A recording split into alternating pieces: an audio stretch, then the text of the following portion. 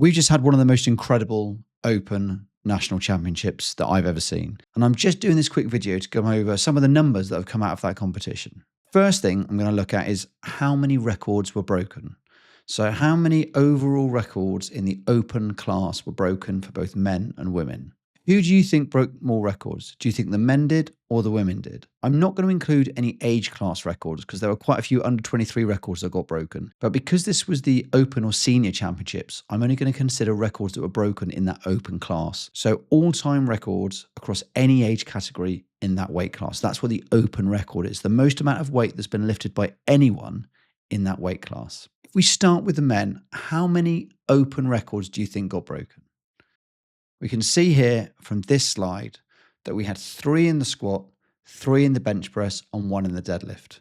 4 total records were broken. So that's when you add, obviously, all 3 numbers together, all 3 lifts. And that's a total of 11 new national records set just in the men. Over those 3 days, 11 new national records. Now, bear in mind that the standard's going up year on year.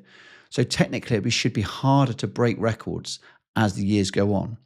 But this is still a phenomenal amount of records being broken. If we move over to the women now, we can see that there were 4 broken in the squat, 5 in the bench press, 3 in the deadlift, and 2 total records, with 14 new records. One of those totals was an unofficial world record as well. So 11 new records for the men and 14 for the women.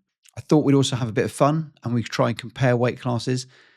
This is probably going to annoy a lot of people, but we're going to do it anyway. So what I did was I thought, how can you compare across weight classes? So I thought, right, let's add up the top 3 positions. So first, second, and third, the podium places. I'm going to add their IPFGL points together. So that is the coefficient that you score, which is meant to try and even out for your weight class. So if your IPFGL is higher than someone else's in a different weight class, technically you're stronger than them. So it's a way of averaging out across weight classes. So I've taken the 3 podium finishes and added them together, and I've seen which weight classes came out on top. Without me moving on, just have a think. For the men first, which weight classes do you think were the most competitive? Which ones had the highest combined coefficient scores? And here's the ranking. So obviously it's men first, and you can see in first place, proudly up there at the 83s, a combined IPFGL of 344 IPFGL points. That is absolutely phenomenal. And second, the 120s at 334, followed by the 93s, the 105s, and then the 74s. Are any of you surprised by that? You probably aren't really. If you look at the people competing in the 83s and 120s, it was a phenomenal competition. So it's no surprising that those 2 were out ahead. So those 2 at the moment in British Powerlifting, in the men's side certainly, are the 2 most competitive weight classes. So before we move on to the women, which class do you think is the most competitive? I think for the women, the winner is a bit more obvious, so you probably already know, but let's have a look at it. So the most competitive weight class for the women is the 57 kilo class, followed by the 63s and then the 84 pluses. Remember, this doesn't mean that if you win the other weight classes, you're not very good.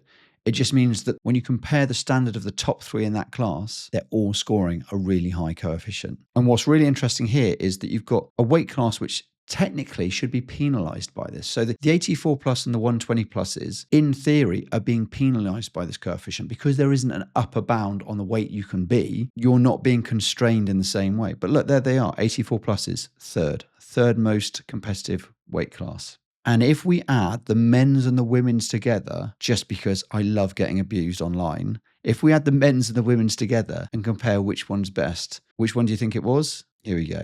It's the 57s. So the 57 kilo class is the most competitive class in British powerlifting. I mean, it isn't really surprising. We've got 3 world-class lifters at the top of that class. And obviously, we've got Joy Namani, who's an absolute machine and who set an unofficial world record. So that's it. Just a bit of fun. Just a bit of fun looking at some numbers. If looking at numbers is fun for you, if you follow me, hopefully it is a little bit of fun looking at numbers. I love this stuff. Do you want to see more things like this? Are there any other things you want me to look at? Are there any other data points you want me to have a look at?